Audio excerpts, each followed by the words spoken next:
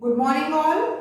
So today we are going to do Hindi language class and in Hindi language class we will do the essay on पुस्तकालय यानी कि आज हम एक निबंध लिखने जा रहे हैं हिंदी व्याकरण में जिसका हमारा टॉपिक है पुस्तकालय। पुस्तकालय हम कहते हैं लाइब्रेरी को। लाइब्रेरी वो होती है जहाँ पर हमें बहुत सारी तरह तरह की बुक्स पढ़ने के लिए मिलती हैं।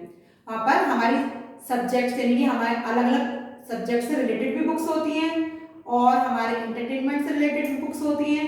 ओके, तो आज हम उसके ऊपर कुछ लाइंस लिखेंगे। ओके, पुस्तकालय दो शब्दों से मिलकर बनता है। किससे बनता है पुस्तकालय शब्द? दो शब्दों से मिलकर बनता है, पुस्तक प्लस आलय। पुस्तक प्लस आलय अर्थात पुस्तक का घर।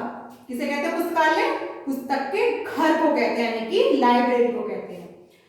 पॉइंट नंबर 2 इज पुस्तकालय में पुस्तक पढ़ने के लिए शांत माहौल मिलता है। शांत माहौल मतलब वहां का जो वातावरण होता है, वहां का जो एटमॉस्फेयर होता है बिल्कुल शांत होता है। वहां पर हम बहुत आराम से बैठकर वहां पर बुक्स अच्छे से रीड कर सकते हैं, हमें वहां पर कोई डिस्टर्ब करने वाला नहीं होता है।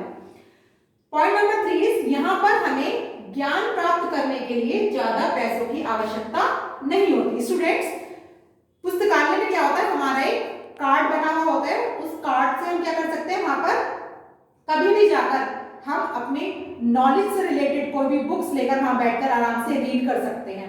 वहां पर हमें तरह तरह की बुक्स मिलती है जिनसे हम अलग अलग तरह से उनसे नॉलेज गेन कर सकते हैं, है ना। चाहे वो एंटरटेनमेंट से रिलेटेड हो या हमारे सब्जेक्ट से रिलेटेड हो, तो हमें नॉलेज गेन करने के लिए वहां पर बहुत मिलता है।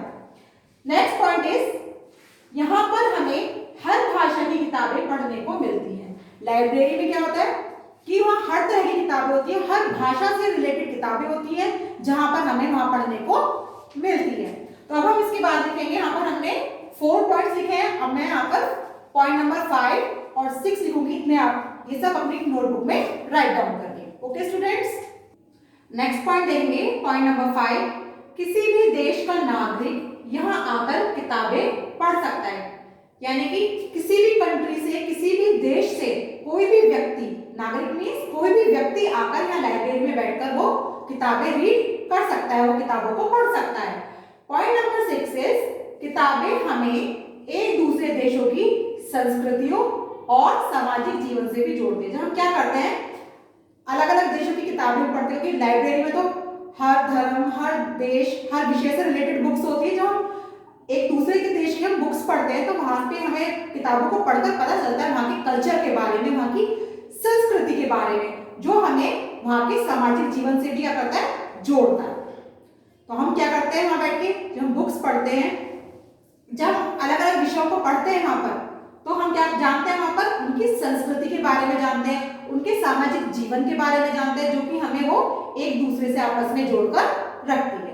सो स्टूडेंट्स, ये सारी आपकी पुस्तकालय के ऊपर लाइन है जो आपको अपनी नोटबुक में अच्छे से राइट डाउन करनी है और इसको अच्छे से लर्न करना है और लिख कर भी देखना है, उसकी अच्छे से प्रैक्टिस करनी है। Okay students, that's enough for today. So till then, bye bye.